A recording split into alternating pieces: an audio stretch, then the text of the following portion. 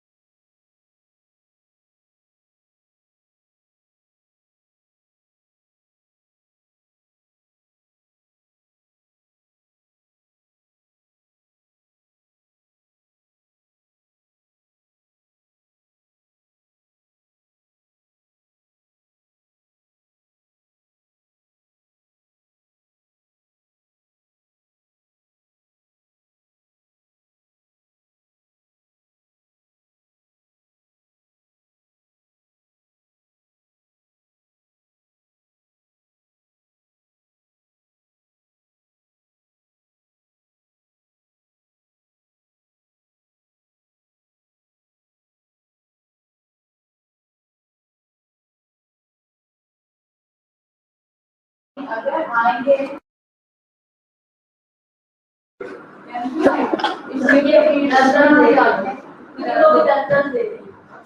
Hello समन, आपको मेरी आवाज़ सुनाई दे रही है?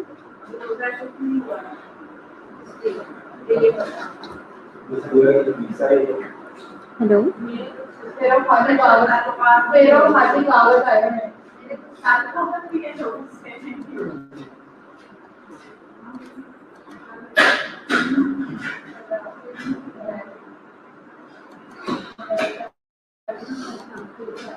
समन, आपको मेरी आवाज़ सुनाई दे रही है? अगर दे रही है तो ग्रुप पे मैसेज करो, सब ज्वाइन करें।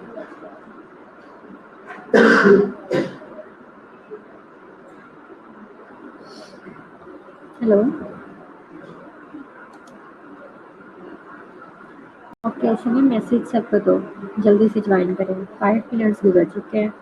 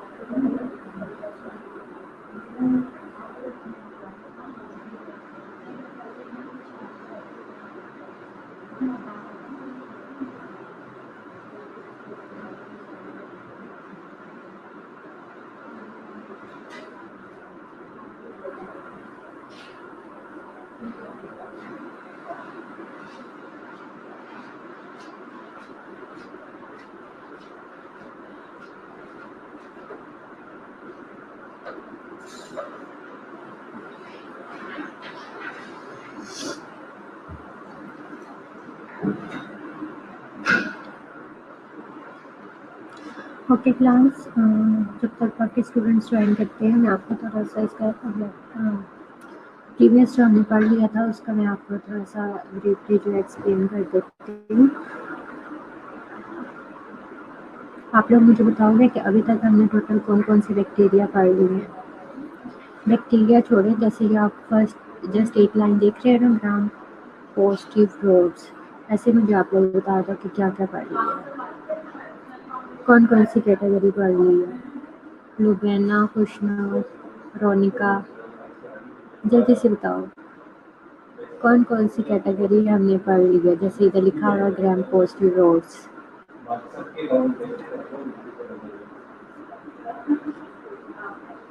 जल्दी से। खुशनोद सिर्फ अंदर अटेंडेंस लगवा के तो गायब नहीं होना। मैं अटेंडेंस नहीं मार्क करूँगी अगर लास्ट तक पार्टिसिपेशन नहीं किया।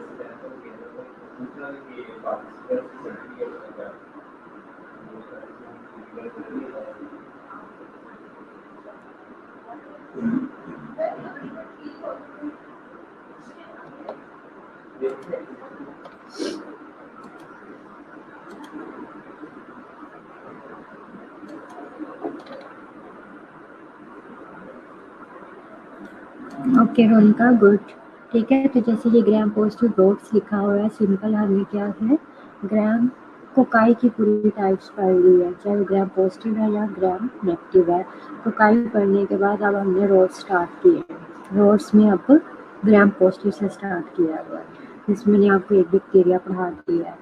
अच्छा, ग्राम पॉजिटिव कोकाई में जो है मैंने आपको 2 स्लाइड्स प्रोवाइड की पॉजिटिव में, वो थी स्टेप्टोकोकस की और स्टेप्टोकोकस की। स्टेप्टोकोकस में हमने 3 बैक्टीरिया पढ़े हैं, ओरियस, एपिडर्माइडस और सेप्रोफाइटिकस।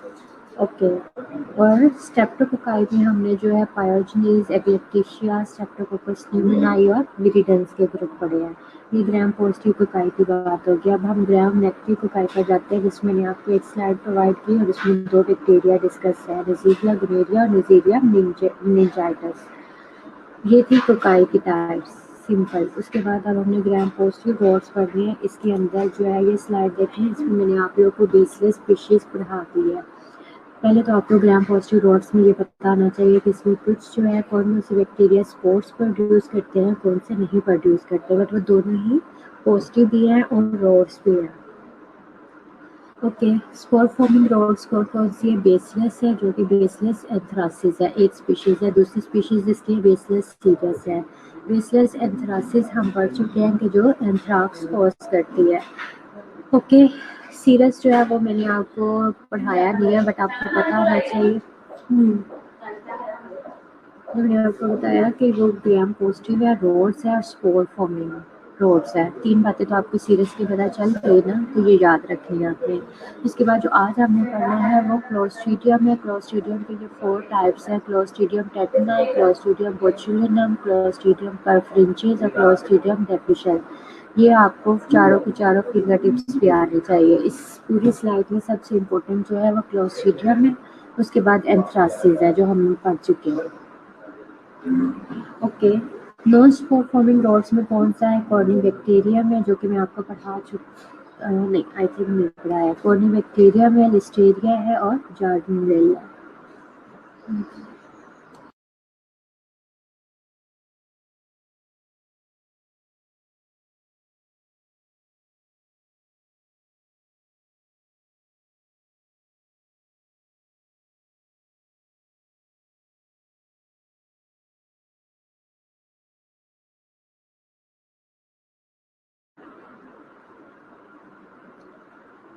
ओके क्लास, कॉर्निबैक्टीरिया, लिस्टेरिया और gardnerella. Spore forming gram positive rods में मैं ये आपको बता चुकी हूँ कि बेसिस हम पढ़ चुके हैं, जो कि एंथ्राक्स कॉज करता है। और इसकी स्पेशल बात ये है कि इसका जो कैप्सूल है वो पॉली डी ग्लूटामेट से बना हुआ है, बट बाकी जितने भी बैक्टीरिया हैं, हाँ जी, ये हम इसकी ये पूछ रहे हैं कि जार्डिनेला क्या है, तो ये भी आपको 3 बातें तो अब इसकी पता चलती है ना, ग्राम पॉजिटिव है, रोड्स है और साथ में नॉन स्पोर फॉर्मिंग रोड्स है। 3 ये बातें पढ़ के तो लास्ट में जब बिल्कुल एंड होगा तो ये जो 2 बैक्टीरिया रह गए हैं, कौन कौन से बैक्टीरिया? लिस्टेरिया, जार्डिनेला और सीरस। इनकी मैं सिंपल जस्ट ये करूँगी कि क्या है, एक टेबल में जो है इनकी मेन बातें बता दूँगी, क्योंकि टाइम शॉर्ट है। तो आपके पास जो इम्पोर्टेंट बैक्टीरिया वो आपको फिंगर टिप्स पे आनी चाहिए, बाकी बैक्टीरिया की बस मेन बातें पता होनी चाहिए, जैसे कि वो किस कैटेगरी में आता है, ग्राम पॉजिटिव में आता है या नेगेटिव में आता है, कोकाई में आता है या रोड्स में आता है, उसके बाद वो कौन सी डिसीज़ कॉज करता है, ये बातें पता होनी चाहिए आपको। तो मैं आपको बिल्कुल जब चैप्टर एंड करूँगी तो मैं इसमें ये दोनों बैक्टीरिया जो है वो पढ़ा दूँगी, बताऊँगी आपको। आई थिंक ये भी ऐसी है मुझसे, तो आप हैबिटेट इसका सॉइल है। बाकी ये मैंने आपको बताया था कि डिजीज़ किस तरह से एंथ्राक्स काज करता है, कि उसके पास 2 जो है एक्सोटॉक्सिन है, जो कि एडिमा फैक्टर और लीथल फैक्टर है। एडिमा जो है वो एडिमा कॉज करता है, लीथल फैक्टर क्या है, सेल्स की ही डिस्ट्रक्शन कर देता है और इसको हेल्प करता है उसका प्रोटेक्टिव एंटीजन। क्लिनिकल मैनिफेस्टेशन में बेसिकली क्या है, एंथ्राक्स में बेसिकली ये होते हैं, ये क्या बनते हैं, एक तरह से स्कार बनते हैं जो कि ब्लैकिश कलर में होते हैं।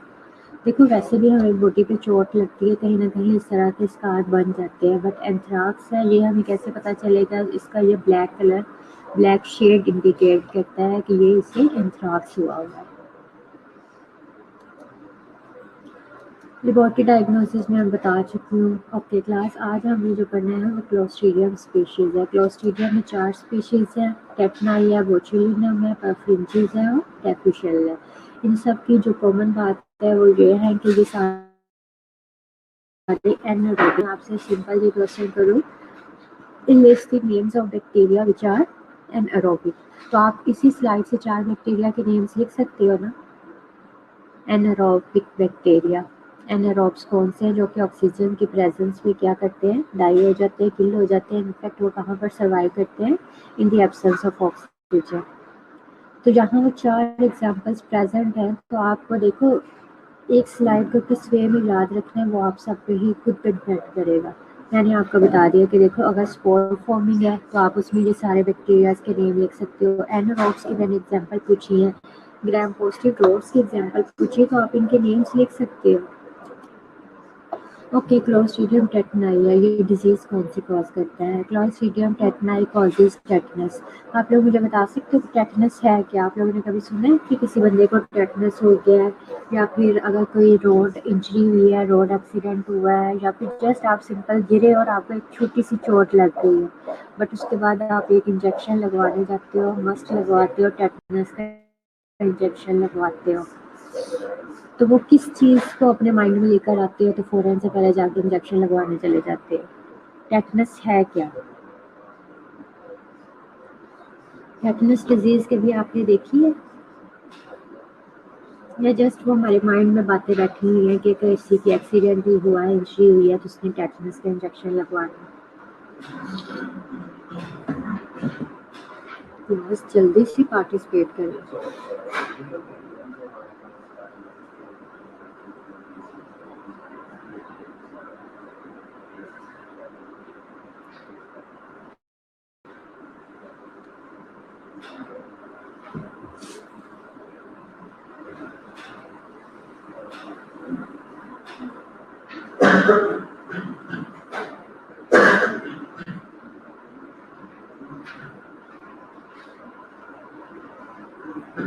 निशा, आप रिस्पॉन्स करो। खुशनूर, मैंने वही कहा था ना कि एक बार बस अपनी अटेंडेंस मार्क वाई, उसके बाद वो समन से है। रोनिका, आप मुझे बताओ कि टेटनस के बारे में क्या जानते हो?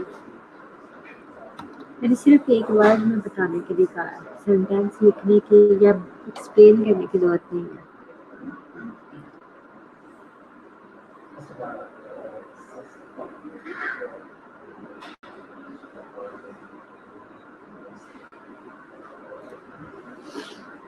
ओके, ये तो मैंने भी बताया ना कि टेटनस का इंजेक्शन लगवाते हैं।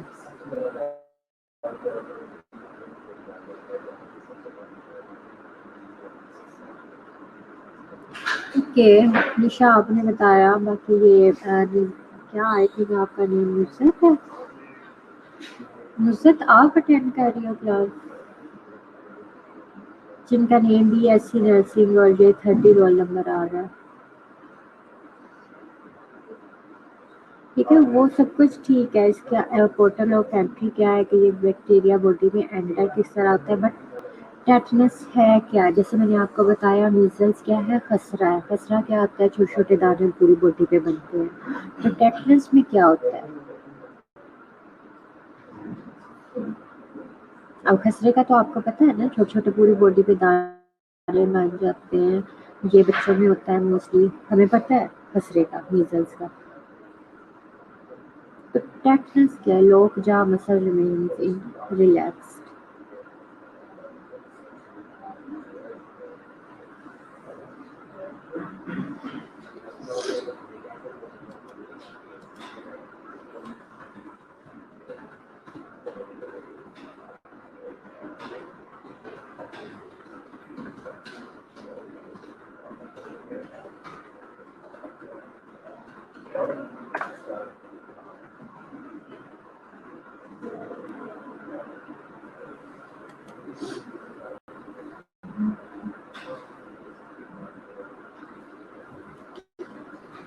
ओके निम्रा, आपने लिखा कि जिसमें मसल्स जो होते हैं वो रिलैक्स रहते हैं। नहीं, इसमें मसल रिलैक्स नहीं रहते बल्कि कंट्रैक्टेड रहते हैं।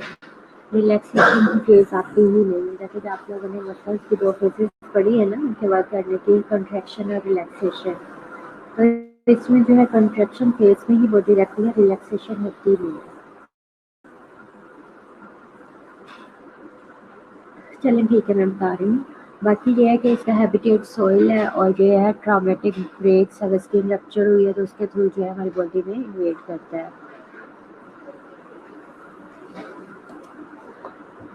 इधर देखिए ये बहुत सीवियर फॉर्म है, अगर पेशेंट का जो इन्फेक्शन जो है वो बॉडी में स्प्रेड हो जाए तो इस तरह से, ये देखो अब मुझे ये बताओ कि ये बॉडी अकड़ी हुई है या रिलैक्स फेज पे। जल्दी से इस पिक्चर को देख के बताओ, बॉडी जो है स्पास्मेटिक फेज पे है या रिलैक्स फेज में है।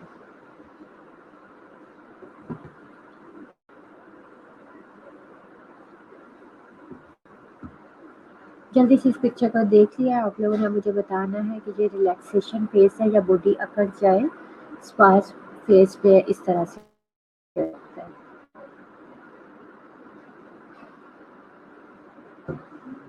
कॉन्ट्रैक्ट, ठीक है, ये कॉन्ट्रैक्शन की स्टेट है।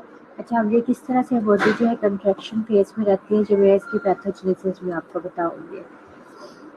क्या है स्पोर्ट, सबसे पहले क्या है हमारी बॉडी में, जहाँ स्किन इंजरी हुई वहाँ पर एंटर हुआ और उसके बाद क्या हुआ है, एंटर होने के बाद सबसे पहले क्या है, स्पोर्स की ज़ाहिर जर्मिनेशन होनी है। जर्मिनेशन मीन वो जब बॉडी में स्पोर्स आए तो उसे सारे फेवरेबल कंडीशंस मिल गई।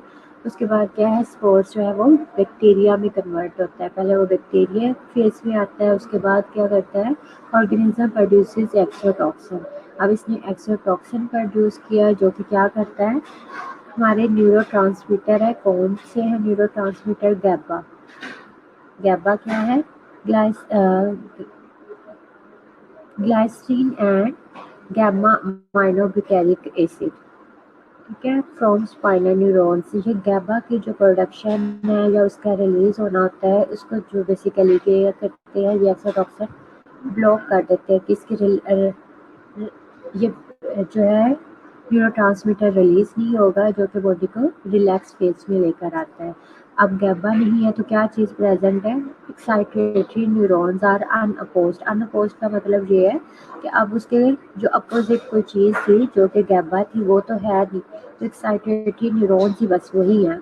डायरेक्ट एक्साइटेटरी का मतलब है कॉन्ट्रैक्शन हुई है, कि बॉडी जो है कॉन्ट्रैक्टेड हुई है। एंड एक्सट्रीम मसल्स पास, अब जब गैबा नहीं आएगा, बॉडी कंट्रैक्शन फेज में है तो वो उसी फेज में ही रहेगी और उससे क्या होता है, एक्सट्रीम मसल्स पास, पूरे मसल्स जिसे कहते हैं ना अकड़ाव फेज में आ जाता है। Lockjaw is the example of muscle spasm. Lockjaw जो है इसकी एग्जाम्पल है जिसमें मसल्स पास में क्या होता है कि मसल्स जो होते हैं वो बहुत ज़्यादा कॉन्ट्रैक्ट हो जाते हैं। इतना तक ही आप लोग कर लो, ठीक है। Lockjaw is the example of muscle spasm, ठीक है। नीचे से मैं रिमूव ही करके दूंगी। इधर नीचे मैंने गैबा की लिखा हुआ है कि गैबा रोल क्या परफॉर्म करता है, जो कि सेक्सोटॉक्सिन ने इसकी रिलीज को ब्लॉक किया है। तो गैबा बेसिकली करता क्या है, the role of GABA is to inhibit और reduce the activity of neurons और नर्व सेल्स। न्यूरॉन्स या नर्व सेल्स जो है वो कंट्रैक्टेड फेज में एक्साइटेड होते हैं, तो गैबा उसको जाके रिलैक्स करवाता है। तो अब गैबा नहीं होगा तो क्या है, हमारे जो एक्साइटेड न्यूरॉन्स ही हैं बस वो एक्साइटमेंट में ही बॉडी को एक्साइटेड ही रखते हैं, कॉन्ट्रैक्टेड ही रखेंगे। पैथोजेनेसिस में सिंपल दो स्टेप्स हैं। सबसे पहले क्या है, स्पोर्ट्स बॉडी में क्या जर्मिनेट हुआ, बैक्टीरिया बना, उसके बाद उसने एक्सोटॉक्सिन की प्रोडक्शन की, उस एक्सोटॉक्सिन ने गैबा को ब्लॉक करवाया, उसके रिलीज को। गैबा नहीं बना तो क्या है, एक्साइटेटरी न्यूरॉन्स की वजह से क्या हो रहा है कि बॉडी स्पास्मेटिक फेज में चली गई, स्पास में गई है।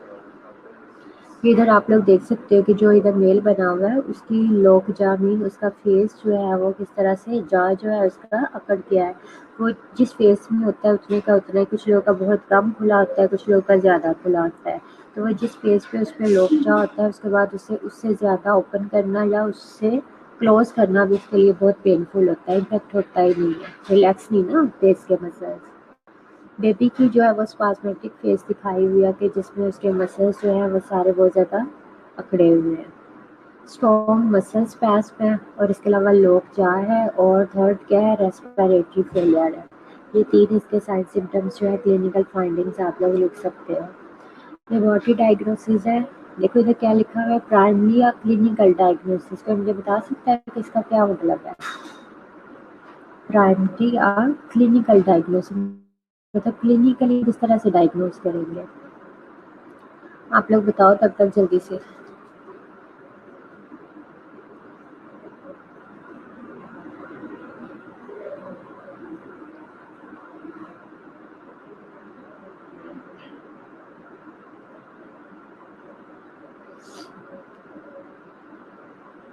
नहीं पता तो मैं बता रही हूँ। क्लिनिकल डायग्नोसिस मीन्स ये करते हैं साइंस सिम्टम्स है। निशा गुड, देखो पेशेंट हमारे पास आया है, अब देखो हमें पता चल रहा है कि उसका जो लोक जा हुआ है, उसका जो माउथ है वो ओपन नहीं हो रहा, अकड़ा हुआ है, उसके सारे मसल जो है वो स्पास्मेटिक फेज में है कि अकड़े हुए हैं। इसके अलावा क्या है, उसकी बॉडी अगर वो सीवियर इन्फेक्शन हुआ है तो उसकी पूरी की पूरी बॉडी जो है वो सीवियर स्पास फेज में होगी। तो उससे ही हमें देख के पता चल जाएगा कि क्या है, इसे टेटनस हुआ है, टेटनाई का इन्फेक्शन हुआ है।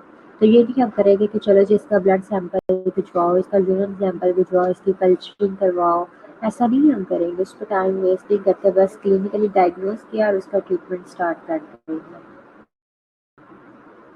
ऑर्गेनिज्म इज रियली आइसोलेटेड, इसका मतलब ये है कि अगर हम उसका ब्लड सैंपल, यूरिन सैंपल या कोई भी सैंपल भिजवाएंगे तो उसके अंदर ऑर्गेनिज्म बहुत मुश्किल से सेपरेट होता है। Serological test are not useful, इसमें एंटीबॉडीज वगैरह की जो प्रोडक्शन है वो भी इतनी हेल्पफुल नहीं होती डायग्नोज करने में। ट्रीटमेंट क्या है इसका? हाइपर इम्यून ह्यूमन, क्लास से मैंने आप लोगों को पहले पढ़ाया तो नहीं था। ट्रीटमेंट इसका है hyper immune human globulin to neutralise toxin. अब देखो टॉक्सिन है ना, बेसिकली ये टेटनस का जो है, ये भी मैंने बताया कि दो टाइप्स, ये क्या करता है एक्सोटॉक्सिन प्रोड्यूस करता है, एक्सोटॉक्सिन जाकर जो है वो इसको गाबा को ब्लॉक करवाता है। तो इस टॉक्सिन को न्यूट्रलाइज करवाने के लिए हम बेसिकली क्या देते हैं, ह्यूमन ग्लोबुलिन देते हैं, जो कि एक तरह से एंटी टॉक्सिन होती है।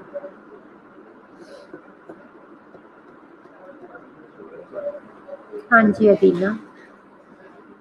ओके, इसके अलावा पेनिसिलिन जी देते हैं और स्पास्मोलिटिक ड्रग्स। देखो सिंपल आपके माइंड में आना चाहिए कि बॉडी जो है वो, अच्छा सीरोलॉजिकल टेस्ट लिखा है कि कोई मुझे बता सकता है कि सीरोलॉजिकल टेस्ट कौन से हैं? सीरोलॉजिकल टेस्ट ऐसे सारे टेस्ट हैं जिसकी बेस पे हम ब्लड के अंदर क्या है एंटीबॉडीज डिटेक्ट करते हैं, किस बैक्टीरिया के अगेंस्ट जो है वो एंटीबॉडीज बनी हुई है या नहीं बनी हुई। अब हम, तो वो जिसे कहते हैं ना, तो वो इतनी यूजफुल नहीं होती कि टेटनाई के अगेंस्ट एंटीबॉडीज की प्रोडक्शन जो है वो हम ब्लड में से आइडेंटिफाई नहीं कर पाते। मीजल्स भी कर सकते हैं, खसरे के अगेंस्ट जो है हमारी बॉडीज में, हमारी ब्लड में एंटीबॉडीज प्रेजेंट होती है। जी, एंटीबॉडीज की प्रेजेंस है या नहीं है, वो सारे टेस्ट होते हैं, सीरोलॉजिकल टेस्ट होते हैं। ओके, स्पास्मोलिटिक, स्पास्मो, देखो बॉडी स्पास फेज पे है तो उसको, उससे फ्री करने के लिए हमें क्या होता है, स्पास्मोलिटिक ड्रग्स देते हैं। स्पास्मोलिटिक मीन जो स्पास को ब्रेक करती है, लाइटिक मीन कि जो उसकी ब्रेक डाउन करती है, जो उस फेज से हमें फ्री करते हैं, वो ड्रग्स इसमें रिकमेंडेड करते हैं। फॉर एग्जाम्पल जैसे वेलियम है।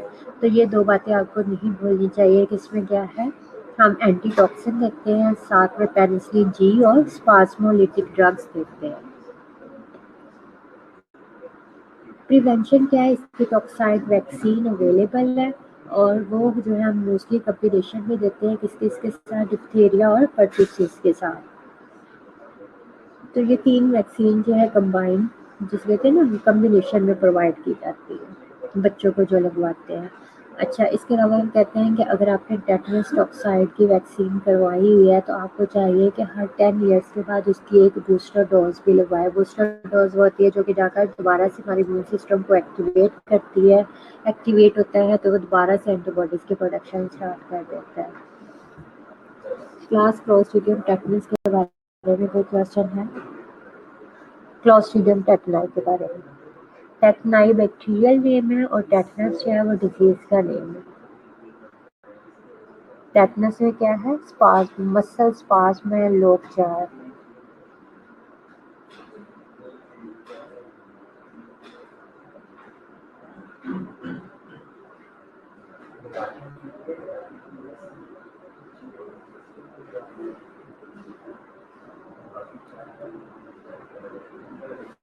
जी निम्रा, ठीक है।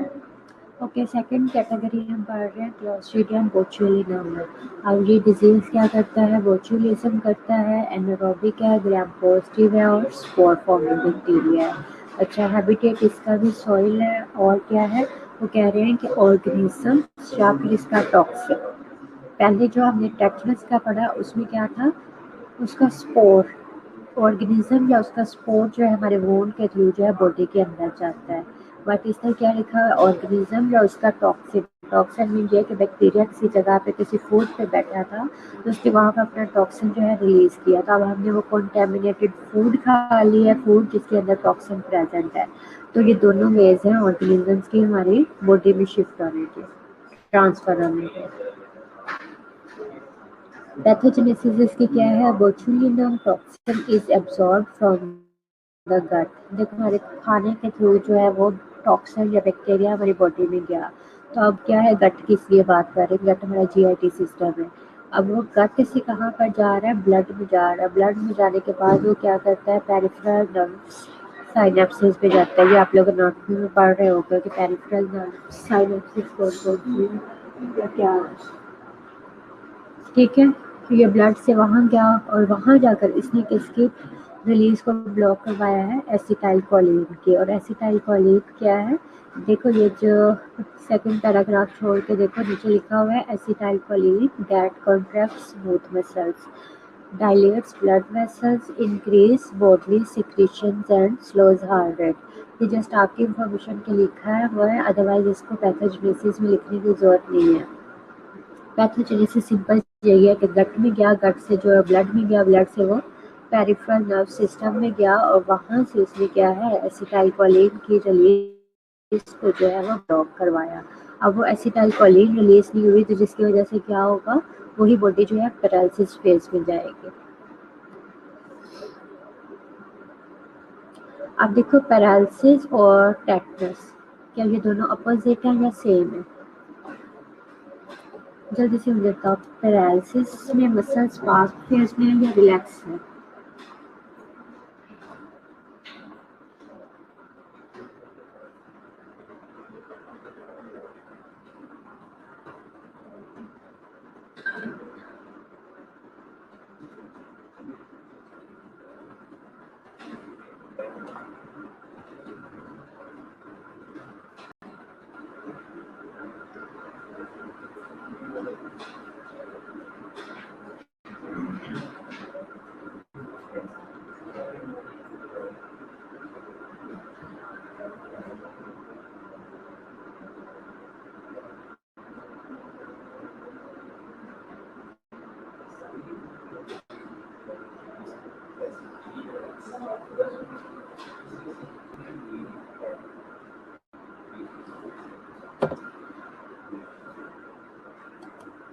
हरी ऑफ क्लास अपोजिट है दोनों, ठीक है। देखो पैरालिसिस का अगर कोई पेशेंट आप लोग देखा तो वो बिल्कुल ढीला ढाला रिलैक्स फेस में होता है।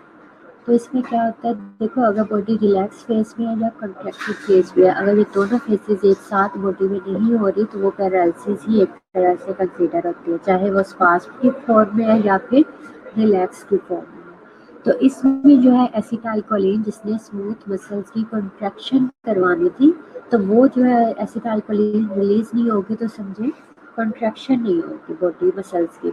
और उधर से गैबा की रिलीज नहीं हुआ जिसने रिलैक्स फेज में आना था, तो जिसकी वजह से बॉडी जो है कंट्रैक्टेड रहती है।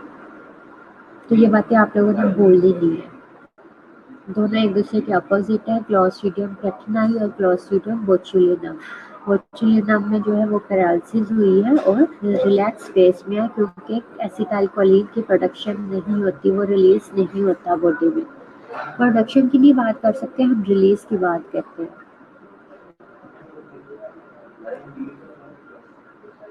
ओके निम्रा, गुड, ठीक है, चलें सही है। और उसके बाद क्या है?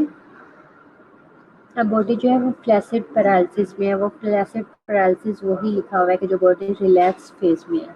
Spores germinate in anaerobic environment and produce toxin The toxin is heat labile, therefore foods heated without proper cooking are usually implicated. कहते हैं कि ये हीट लेबाइल और हीट स्टेबल या हीट लेबाइल है, और दूसरी टर्म क्या है मुझे जल्दी से बताएं।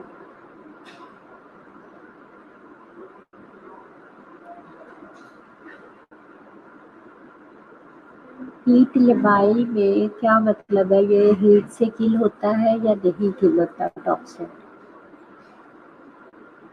हाँ जी, ये सारे इम्पोर्टेंट है। देखो आपने इसको बहुत शॉर्ट फॉर्म में याद करना है। अब अगर मैं इधर एसिटाइल कोलिन की डेफिनेशन ना लिखती तो हो सकता है कि आपको नेट से सर्च करना पड़ता, बुक से देखना पड़ता।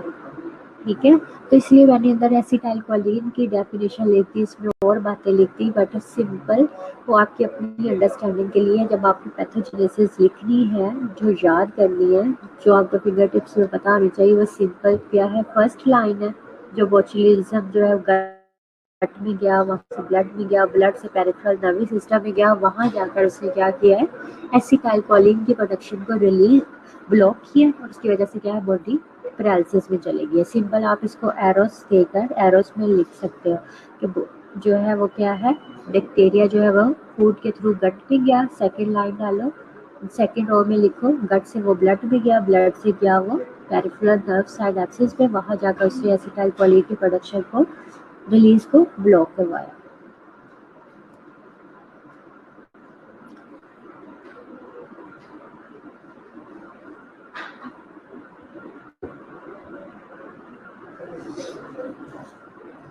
ठीक है, तो पैथोजेनेसिस मुश्किल नहीं है, बाकी जो वो डिटेल में है वो इसलिए है कि आपको बुक जो है वो बार बार ना ओपन करनी पड़े। ओके, तो ये कहते हैं, ये आप लोगों ने देखना है, ये मैंने एमसीक्यूज आप लोगों को दिया भी था। सिंपल इसको वो लिखने का मतलब ये है कि आपको इस टर्म्स का पता होना चाहिए कि ये हीट से सेंसिटिव है या नहीं सेंसिटिव। तो ये कह रहे हैं कि फूड को जो है वो प्रॉपर्ली, जिसे कहते हैं ना, अच्छी तरह पका कर फिर खाना चाहिए। क्लिनिकल फाइंडिंग्स में क्या है, वो डिसेंडिंग वीकनेस है। डिसेंडिंग वीकनेस में क्या हो सकता है, एसेंडिंग और डिसेंडिंग। या ने इन्फेक्शंस में भी पढ़ा होगा कि इन्फेक्शन जो है वो डिसेंडिंग है या एसेंडिंग है। क्लास में ये भी साथ में बताएं। ओके, पैरालिसिस है, इसके अलावा डिप्लोपिया है, डिस्फेजिया है, रेस्पिरेटरी मसल्स फेलियर है। फीवर जिसे कहते हैं कि प्रेजेंट नहीं होता, और इसमें क्या है, टू स्पेशल क्लिनिकल फोर्स कौन सी है, वूंड बोचुलिज्म है और इन्फेंट बोचुलिज्म है। वूंड में क्या होता है, इन विच spores contaminate a wound, germinate and produce toxin at the site. But infant botulism में क्या है, in which organism grow in the gut and produce toxin there. देखो वूंड में ये क्या, इंजरी हुई और बैक्टीरिया वहाँ गया उस इंजरी वाली साइट पे, तो वो वही क्या है, जर्मिनेट स्पोर्स करेगा, और वही जो है वो टॉक्सिन प्रोड्यूस करेगा, और वही इन्फेक्शन कॉज कर देगा। बट इन्फेंट बोचुलिज्म वो है जिसमें हमने वो बैक्टीरिया जो है वो गट में जाएगा। ठीक है, वो तो अरेंजिंग थिंग्स है, इन ऑर्डर है, बट डिसेंडिंग एक होता है ऊपर से नीचे आना। एक इन्फेक्शन की टाइप हुआ है जो नीचे से होती है फिर ऊपर तक स्प्रेड हो जाती है। ये मुझे बताएं कि ये इन्फेक्शन पहले अपर साइड पे होता है, फिर आहिस्ता आहिस्ता लोअर साइड पे आता है, या लोअर साइड का इन्फेक्शन जो स्प्रेड होकर अपर साइड पे चला जाता है। ये मैंने पूछा है, एसेंडिंग है या डिसेंडिंग है, उसे क्लियर करें। लेबोरेटरी डायग्नोसिस क्या है, presence of toxin in patient serum और स्टूल और इन फूड। देखो हम जो है ये toxin above and above then below.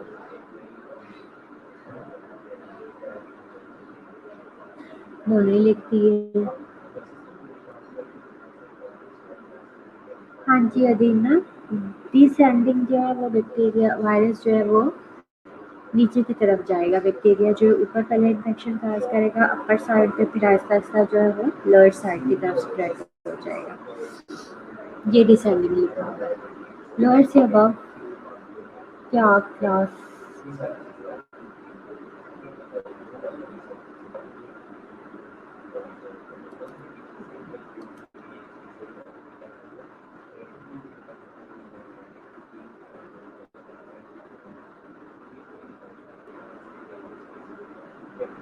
देखो डी का मतलब क्या है, डिसेंडिंग, नीचे की तरफ जाना।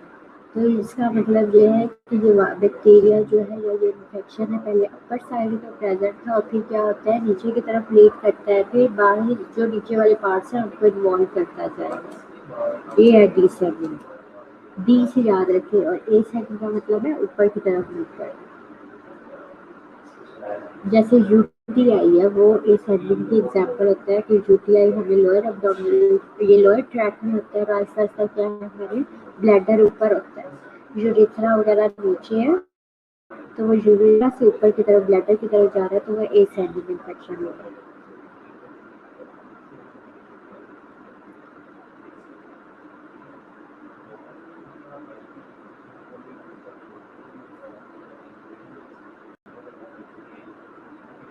हाँ जी, जब तक वो बॉडी स्पोर है, निम्रा आपने लिखा है कि स्पोर्स जो है वो डिजीज कॉज नहीं करते। सबसे पहले उसकी कंडीशन क्या है कि उसने स्पोर से बैक्टीरिया बनना है, फिर ही वो कोई इन्फेक्शन कॉज कर सकता है। अपनी मल्टीप्लिकेशन भी तब कर सकता है। अगर वो स्पोर कंडीशन में है तो समझो वो जस्ट पड़ा हुआ है, ना उसे खाने पीने की जरूरत है, ना ही उसमें रेप्लिकेशन होती है, ना ही वो डिजीज कॉज करने के कैपेबल होता है। तो पहले सिंपल उसने क्या है जर्मिनेशन के थ्रू जो है अपनी बैक्टीरियल फॉर्म में आना है।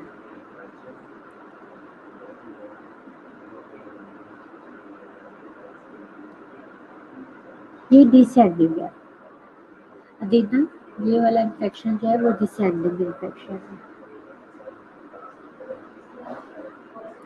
ओके, अब इसमें क्या कह रहा है कि एंटीटॉक्सिक ट्रीटमेंट में क्या है, antitoxin two types A B and E made in horses. अब वो कह रहे हैं कि जो बैक्टीरिया है ये क्लोस्ट्रीडियम टेटनाई है, उसकी तीन टाइप्स को डिस्कस किया होगा। नहीं अदीना, ये डिसेंडिंग इन्फेक्शन है। दोबारा से देखो मैंने कहा पर लिखा डिसेंडिंग वीकनेस एंड पैरालिसिस है। डिसेंडिंग मीन क्या आहिस्ता आहिस्ता नीचे की तरफ पार्ट्स भी इन्वॉल्व होते जाएंगे।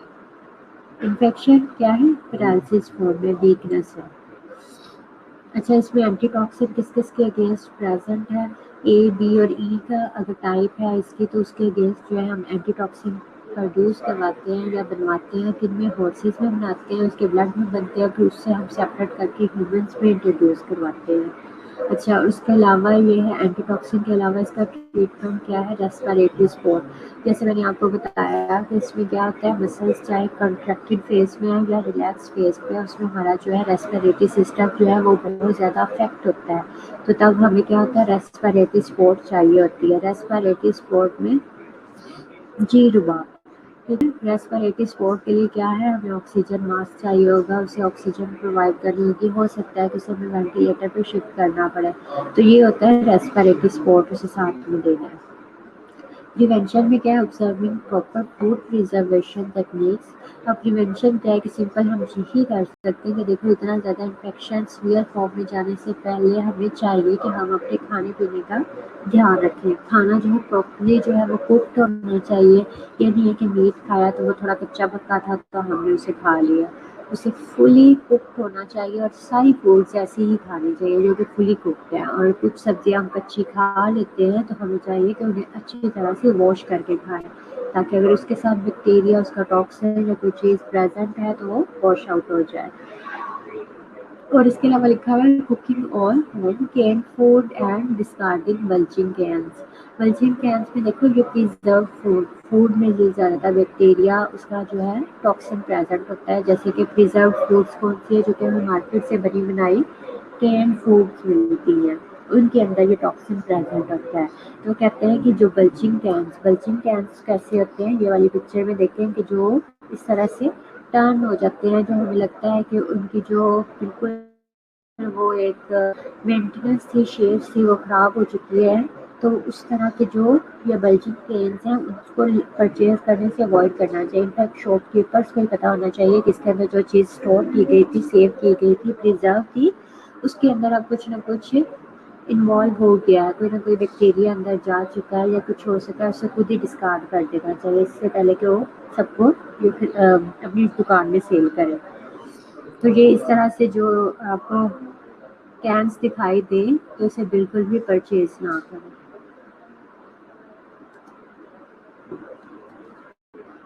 ओके क्लास, इसके बारे में कुछ है आपका क्वेश्चन? बोचुलिज्म क्या है?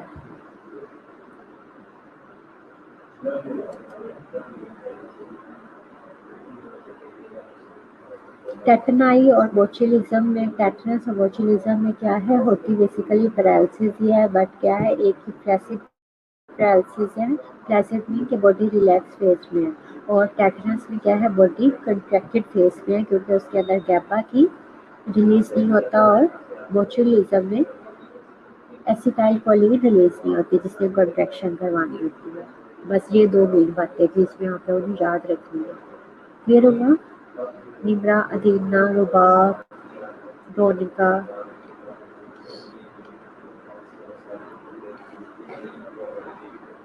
ठीक है, बाकी जो इसमें मेन बातें लिखी हुई हैं आपको बस वही याद रखनी है, वही याद रहेंगी। इनफैक्ट पेपर में याद भी वही रह सकती है, इसलिए आपने उसको याद ही इसी तरह करना है। इसको हाईलाइट करें कि आपने ये वाली रोज अंदर से ये वाली बातें याद रखनी है, बाकी आपकी इंफॉर्मेशन के लिए।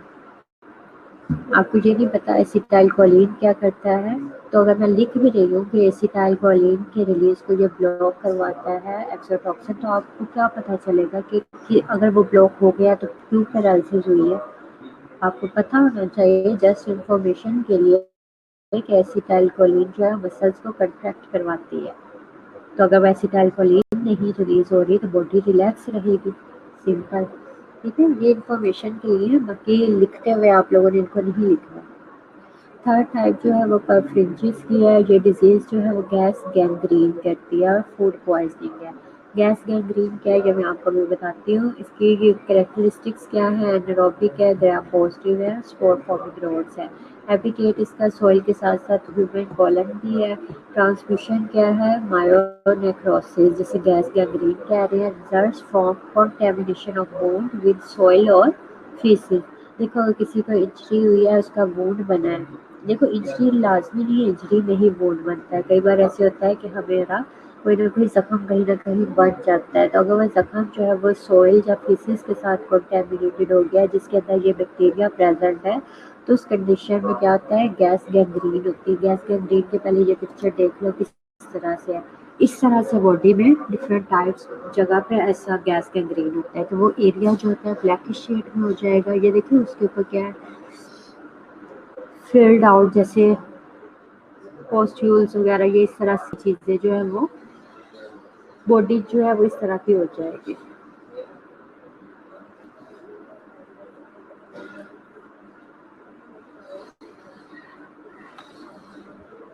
ये समझ आ रही है गैस गैंग्रीन की पिक्चर कैसी होगी? अगर किसी पेशेंट को आपको क्लिनिकली आप लोग जाए, आप लोगों ने 3 साल और जाना है या फिर इंटर्नशिप करनी, तो आप लोग ऐसे पेशेंट्स देखोगे, होते हैं। ठीक है, तो ये उससे गैस गैंग्रीन हुई है, पहले इसका वुंड बना, वुंड जो है वो उसके अंदर, वुंड के अंदर जो है किसी ना किसी तरह से कॉन्टेमिनेटेड हो गया, इन्फेक्टेड हो गया है सॉइल के साथ, या फिर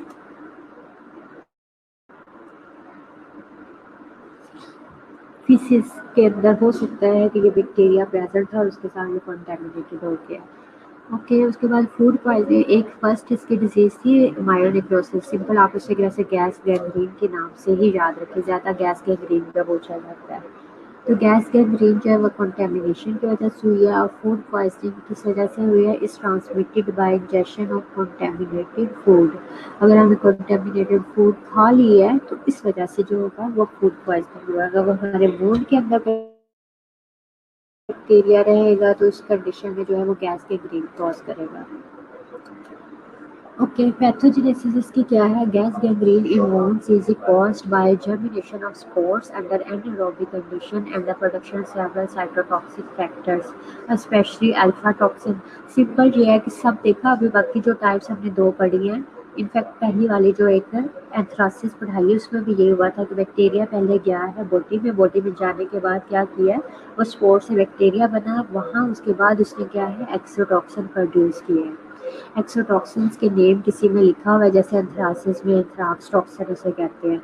इसी तरह क्या है कि ये जो टॉक्सिन प्रोड्यूस करेगा, कौन सा, जो भी हम बैक्टीरिया पढ़ रहे हैं, वो अल्फा टॉक्सिन प्रोड्यूस करेगा। बोर्टिसन प्रोड्यूस किया और लेसिथिनेस दैट क्लेव्स सेल मेम्ब्रेन। लेसिथिनेस प्रोड्यूस किया, उसके रिजल्ट में क्या हुआ है, सेल मेम्ब्रेन रप्चर हुई है। सेल मेम्ब्रेन रप्चर हुई तो उसके बाद क्या है, gas in tissues is produced by organisms anaerobic metabolism. देखो आपने पूछा कि गैस गैंग्रीन किस बैक्टीरिया से स्टार्ट होती है, तो सबसे पहले मैंने आपको बताया कि अब हम तीसरी टाइप पढ़ रहे हैं, क्लोस्ट्रीडियम परफ्रिंजिस। सबसे ऊपर वाली हेडिंग देखें, जो ऊपर लिखा हुआ है उसकी डिजीज दो है, गैस गैंग्रीन है और फूड पॉइजनिंग है। ये मैं अभी आपको थर्ड बैक्टीरिया पढ़ा रही हूँ। एक मैंने आपको पढ़ाया क्लोस्ट्रीडियम टेटनाई जिसने टेटनस कॉज किया, क्लोस्ट्रीडियम बोचुलिज्म पढ़ाया जिसने बोचुलिज्म कॉज किया। परफ्रिंजिस पढ़ा रही हूँ जो कि गैस गैंग्रीन और फूड पॉइजनिंग कर रहा है। ये तीसरी टाइप है किसकी, क्लोस्ट्रीडियम की। ठीक है, गैस गैंग्रीन किस वजह से होता है, कहते हैं एनारोबिक मेटाबॉलिज्म जो है, ये एनारोबिक बैक्टीरिया है, तो ये गैस प्रोड्यूस करता है CO2, कार्बन डाइऑक्साइड और H2। वो गैस जो है हमारे टिश्यूज़ के अंदर जो होती है, जब सेव होगी, जमा होती है, तो उसके रिजल्ट में गैस गैंग्रीन होता है। फूड पॉइजनिंग किस वजह से होती है, is caused by production of enterotoxin within the gut. अब अगर इंटेरोटॉक्सिन गट के अंदर प्रोड्यूस कर रहा है तो उसमें फूड पॉइजनिंग होगा। अगर वो हमारे टिश्यूज वूंड्स के पास जो है अल्फा टॉक्सिन प्रोड्यूस कर रहा है और वहाँ पर गैस की प्रोडक्शन कर रहा है तो उस कंडीशन में गैस गैंग्रीन होगी। सिंपल आप पता चल गया ना गैस गैंग्रीन की आप पैथोजेनेसिस किस तरह कर सकते हो कि क्या है, वो हमारी वूंड में क्या उधर जाकर उसने एक्सोटॉक्सिन प्रोड्यूस किया जो कि अल्फा टॉक्सिन है। अल्फा टॉक्सिन ने क्या किया है, हमारी जो सेल मेम्ब्रेन्स हैं उनको रप्चर करवाने में रोल प्ले किया और वहाँ पर जब बैक्टीरिया सेल के अंदर इन्वेड हो गया है और अब साथ साथ क्या कर रहा है, गैस की भी प्रोडक्शन कर रहा है, तो उसे गैस गैंग्रीन कह रहे हैं। सेल्स भी डिस्ट्रॉय हो रहे हैं और साथ साथ उनके अंदर गैस की भी प्रोडक्शन करवा रहा है। फूड पॉइजनिंग में इंटेरोटॉक्सिन प्रोड्यूस करके जो है वो हमारा स्टमक अपसेट करवाते हैं। अच्छा इतना ही बस कर लें इंटेरोटॉक्सिन के थ्रू। क्लिनिकल फाइंडिंग्स में पेन है, एडिमा है, सेलुलाइटिस है, सेल्स को इन्वॉल्व कर रहा है ना, सेल्स मेम्ब्रेन रप्चर कर रहा है, सेलुलाइटिस है, गैंग्रीन है, नेक्रोसिस है, आप लोगों ने नेक्रोसिस पढ़ी होगी, अक्कर इन वुंड एरिया। उसके बाद हेमोलिसिस करता है जॉइंटस। हेमोलिसिस में ये बैक्टीरिया जो है ब्लड के अंदर आरबीसीज की रिडक्शन करवाता है और साथ में जॉइंटस में पेल कलर वगैरह भी लेकर आएगा। बिलीरुबिन लेवल पर भी इसका रोल होता है। शोक होगा, लास्टली क्या होता है, बॉडी जो है वो ओवरकम नहीं कर पाती या हमारी एंटीबायोटिक से ये बैक्टीरिया नहीं ट्रीट होता तो क्या होता है, बॉडी जो है शॉक में जाती है। उसके बाद क्या होता है कि इंसान की डेथ हो जाती है। लेबोरेटरी डायग्नोसिस सेम वही है, ग्राम स्टेनिंग करवाएंगे और एनारोबिक कल्चरिंग करवाएंगे। स्पोर्स जो है वो कहते हैं, देखो स्पोर्स कब नहीं हम दे सकते, spores not usually seen in clinical specimen. देखो क्लिनिकल स्पेसिमेन क्या है, स्पेसिमेन मतलब वो है जो हमारा सैंपल है और हमारा सैंपल क्या है, ब्लड हो सकता है या फिर जो वुंड एरिया है वहाँ से हमने उसका स्वैब लिया है। तो देखो अब जब तक कि वो डिजीज, ये सैंपल हम तब लेंगे ना जब हमारी बॉडी में डिजीज हो चुकी होगी, तब वो क्लिनिक में आएगा, डॉक्टर के पास आएगा, तब भी डॉक्टर जो है वो से कहेगा कि इसके सैंपल्स करवा लो, टेस्ट करवाओ। तो देखो जब डिजीज हो चुकी है तो इसका मतलब ये है कि अब वो बैक्टीरिया स्पोर से क्या है, किस फॉर्म में है, बैक्टीरियल फॉर्म में है। तो इसलिए वो कहते हैं कि स्पोर्स कभी भी हमारे स्पेसिमेन मतलब सैंपल के अंदर डिटेक्ट नहीं होते, क्योंकि स्पोर्स जब तक अगर बैक्टीरिया स्पोर ही है तो वो डिजीज नहीं कॉज कर सकता। अगर वो बैक्टीरिया बना ही है तब भी डिजीज कॉज किया ना। तो ये इसमें बात लिखी है कि स्पोर्स हमें चाहिए, ये स्पोर्स प्रोड्यूस करता है बट स्पोर्स हमें दिखाई नहीं देते। Production of lecithinase is detected on egg yolk agar and identified by enzymes inhibition with specific anti-serum और इसके अलावा serological test are not useful. Treatment में क्या है, पेनिसिलिन जी है और क्या है, डेब्राइटमेंट ऑफ वुंड। ये जो है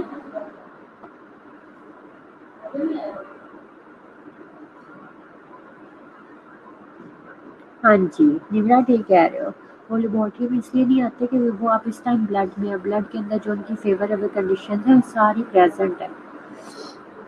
कहते हैं कि ओनली सिम्टोमेटिक ट्रीटमेंट हम इसका कर सकते हैं। प्रिवेंशन में क्या है, extensive debridement of wound plus administration of penicillin decreases probability of gas gangrene. Debridement करना है और क्या करना है, पेनिसिलिन देना है और इसकी कोई वैक्सीन अवेलेबल नहीं है। तो क्लास अपनी अटेंडेंस मार्क वाले हैं। उसके बाद क्लोस्ट्रीडियम डेफिशिएंट रह गया और ये देखो फर्स्ट स्लाइड ही मैं खोल रही हूँ, आप लोग को थोड़ा क्लियर हो जाए कि हमने क्या क्या पढ़ लिया।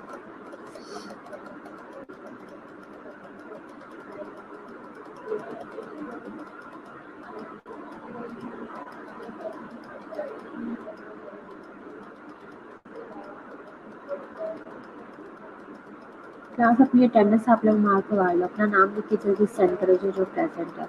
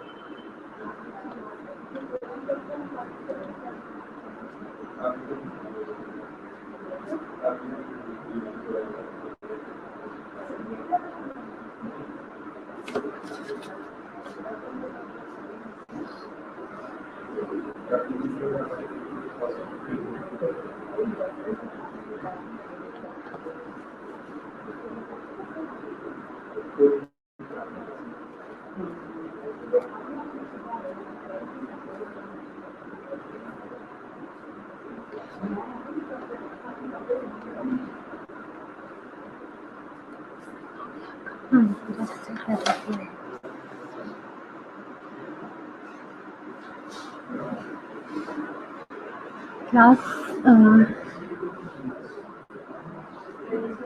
जो लोग प्रेजेंट हैं उनके नाम खोल रहे हैं, देख लें। पारिया, मरियम, लुबैना, अदीना, समन, खुशनूर, नुसरत, शम्सा, आयशा, शबीर, निशा, रुबाब, रोनिका और निम्रा। इसके अलावा कोई प्रेजेंट है?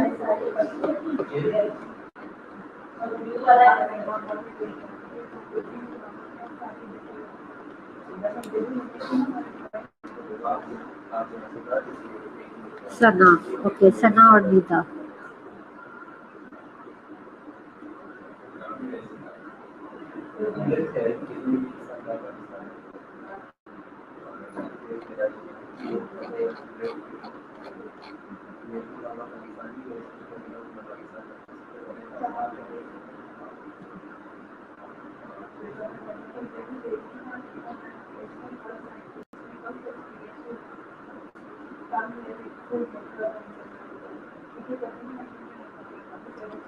ओके शम्सा, मैंने आपकी मार्क कर ली है अटेंडेंस, ठीक है क्लास।